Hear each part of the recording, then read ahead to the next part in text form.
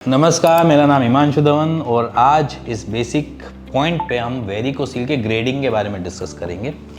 अब क्या होता है, ग्रेडिंग हमारी रिपोर्ट्स में मेंशन होती है, ठीक है। किसी किसी रिपोर्ट्स में उसमें डायमीटर मेंशन नहीं किया होता, ऐसा भी देखा जाता है। जब रिपोर्ट्स हमारे पास आती हैं तो किसी में ग्रेड्स मेंशन किए हुए, किसी में सिर्फ और सिर्फ डायमीटर मेंशन किया हुआ है, ग्रेड बताया ही नहीं हुआ। तो ऐसी जनरली चीज़ें होती हैं। बट जब हम रिपोर्ट्स की बात करते हैं वेरिकोसील में, तो उसमें ग्रेडिंग को एक अलग तरीके से नोटिफाई किया जाता है। जैसे कि जनरली अगर मैं बात करूं तो हमारा 1.8 1.9 mm तक हमारा जो डायमीटर है वेन्स का, उसको नॉर्मल माना जाता है। अगर जैसे ही वो उसका डायमीटर थोड़ा प्लस होता है, वो मान के चलो 1.9 की जगह चला गया 2 mm के आसपास चला गया, तो 2 mm के आसपास जाने से उसकी ग्रेडिंग स्टार्ट हो जाती है। जैसे 2.5 mm तक फर्स्ट ग्रेड की कैटेगरी में डाला जाता है उसके डायमीटर के हिसाब से। हमने डायमीटर जज करने के लिए यूएसजी स्क्रॉटम या कलर डॉपलर स्क्रॉटल का होता है, जिसमें हमें क्लियरिटी मिलती है कि एक्चुअली में वेन्स का साइज़ है क्या। वेन्स के साइज़ के ऊपर डिपेंड करता है कि हमारी ग्रेडिंग क्या जाएगी। जैसे कि मैंने अभी जनरली आपको बताया कि हमारा 1.8 1.9 mm तक नॉर्मल होता है डायमीटर एक वेन का। जो हमारे स्क्रॉटम में अंदर वेन्स होती हैं उसका 1.8 1.9 mm डायमीटर नॉर्मल होता है। अब जैसे ही वो 2 mm से स्टार्ट होकर 2.5 mm तक पहुंचता है तो वो उसको ग्रेडिंग फर्स्ट में डाल दिया जाता है। और इसमें ऐसा नहीं है कि वो ग्रेडिंग फर्स्ट में ही जाएगा। कभी कभार क्या होता है, डायमीटर हमारा कम भी होता है बट उसमें ग्रेड सेकंड डाल दिया जाता है। उसके पीछे रीज़न ये होता है कि visually as a doctor, as an आपका जो वहाँ पर देख रहा है, आपकी रिपोर्ट्स जो बना रहा है, उसमें वो जो डायमीटर है वो ज़्यादा बड़ा हुआ दिख रहा है या रिफ्लेक्सेस बनते हुए दिख रहे हैं या फिर आपकी वेन्स ज़्यादा मोटी दिख रही है, तो विजुअली भी हम उसको एक अलग तरीके से नोटिफाई करते हैं। तो इसलिए वहाँ पर वो ग्रेडिंग सेकंड भी डाल देते हैं। तो उसमें घबराने की बात नहीं है। अगर आप उसमें ये सोचो कि मेरा तो इतना ही कम है और उसमें मेरा ग्रेड सेकंड डाल दिया, तो वो भी पॉसिबिलिटीज़ हैं।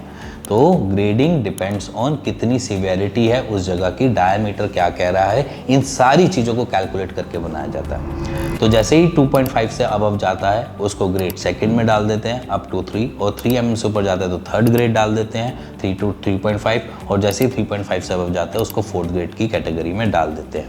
ये होता है ग्रेडिंग सिस्टम। इसमें मैं फिर से आपको एक नोटिफाई कर रहा हूँ कि डिपेंड्स की सीवियरिटी क्या है, वेन्स कितनी मोटी महसूस हो रही है, कितना वहाँ पर रिफ्लेक्सेस बन रहे हैं, कितनी वेन्स इन्वॉल्व हैं, इन सारे के ऊपर भी एक अपनी विज़न होती है एज इन डॉक्टर्स की, तो उसको भी नज़रअंदाज नहीं किया जाता। तो ये एक पार्ट है जहाँ पर ग्रेडिंग और आपके डायमीटर का सिस्टम चलता है। अब रह गई बात यहाँ पर कि ये तो होगी ग्रेडिंग की पार्ट, जो आपको मैंने स्क्रीन पे दिखाया भी, ग्रेडिंग किस तरीके से नोटिफाई कर दी जाती है। अब रह गई बात, इसको हम सॉल्व कैसे करें। सॉल्यूशन तो चाहिए ना। देखो, सॉल्व करने के लिए यहाँ पर सबसे पहली चीज़ है कि हम अपनी लाइफस्टाइल में कितने चेंजेस कर सकते हैं।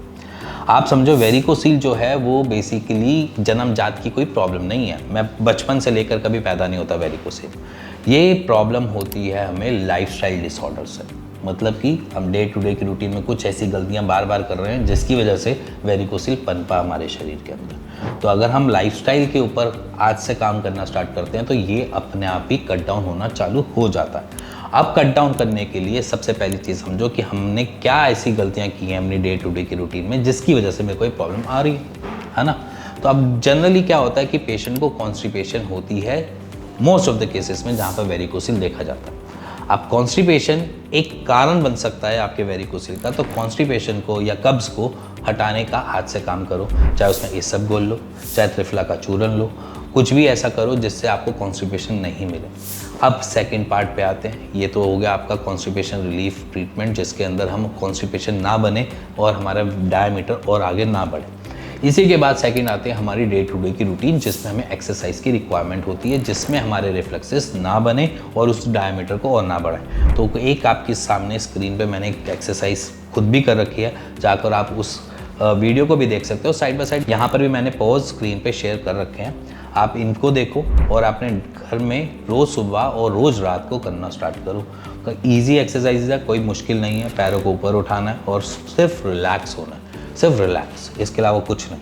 रिलैक्सिंग एक्सरसाइजेज हैं जिससे आपके रिफ्लेक्सेस कम बनेंगे, क्योंकि उसके पीछे रीज़न है कि हमारा ब्लड का flow towards anti gravitational force की तरफ चलता है। जब हम अपने पैरों को ऊपर करते हैं तो वहाँ पर एंटी ग्रेविटेशनल फोर्स आता है, ब्लड फ्लो चेंज होता है, जिसकी वजह से यहाँ पर रिफ्लक्सेस कम बनते हैं और आपको हेल्प मिलती है। एज इन टेस्टिस के पास अपना ब्लड फ्लो मिलता है और वो काम करता है आपके टेस्टिस से जो स्पर्म बनाना है, जो टेस्टोस्टेरोन बूस्ट करना है, वो अच्छे से कर पाए, आपके हार्मोन चेंजेस ना हो पाए। तो ये एक्सरसाइज आज से स्टार्ट कर देनी है। इसी के साथ आपने टू व्हीलर पे नहीं बैठना। टू व्हीलर पे जब भी आप बैठते हो, आपका ग्रोइन एरिया बहुत एक ऐसे एरिया के साथ जुड़ा रहता है जहाँ पर आपको बम्प्स फील हो सकते हैं, आपके टेस्टिस पे बार बार इन्फ्लेमेशन आ सकती है। आपने बार बार अपने ग्रोइन एरिया को कोलैप्स होने से बचाना है। कोलैप्स मतलब कि जो बार बार टच हो रहा है, जो बेसिकली आपके टैंकी के साथ लग रहा है, एज इन बाइक पे, आपकी स्कूटी के साथ लग रहा है सीट पे, उसको रोकना है। तो ये एक रोज़ डे टू डे की रूटीन में आपने अपनी टू व्हीलर को छोड़ना है। पब्लिक ट्रांसपोर्ट को यूज़ करो जितना कर सकते हो, या फिर दूसरा अगर आपके पास कार है तो कार को यूटिलाइज़ करो कुछ टाइम के लिए।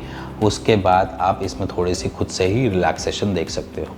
अब इसके बाद बारी आ जाती है हमारी वेट ना उठाने की, और थर्ड चीज़ सपोर्टर पहनने की। और कोशिश करो हीट एक्सपोजर को थोड़ा सा कम करो।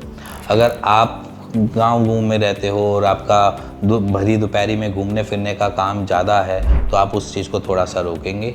साइड बाय साइड अपने हीट एक्सपोजर, जैसे कि अगर आपका काम ज़्यादातर रेस्टोरेंट्स के अंदर है, किचन के अंदर ज़्यादा है, किचन के अंदर बार बार जाना है, इन्फ्लेमेबल चीज़ों के आजू बाजू है, तो उसको रोकेंगे। अगर आप लैपटॉप रख कर काम करते हो एज इन अपने लैब्स पे, तो उसको अवॉइड करेंगे। ये कुछ चीज़ें हैं जिसको आपको अवॉइड करनी है, हीट एक्सपोजर से थोड़ा सा कम करना है।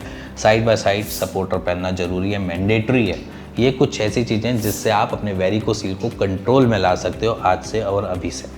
तो इसीलिए कुछ चीज़ें फॉलो करो। ऐसे मैंने बहुत सारी वीडियोस जो मैनेजमेंट के ऊपर बना रखी है, आप उसको एक बार जाकर देख सकते हो, फॉलो कर सकते हो और अपने वेरिकोसील को आज से क्योर की तरफ ले जा सकते हो। तो समझना, वेरिकोसील आपका लाइफस्टाइल डिसऑर्डर है और आप पैदाइशी इस प्रॉब्लम से नहीं लड़ रहे होते हो, बाद में जाकर हम इसके अंदर इंट्रोड्यूस होते हैं। तो इसीलिए अपने लाइफस्टाइल को बेटर करो और आप अपने लिए फेवरेबल कंडीशंस को क्रिएट करो जिसकी वजह से वेरिकोसील ना बढ़े। इसी के साथ मिलेंगे नेक्स्ट वीडियो के लिए, तब तक goodbye and take care.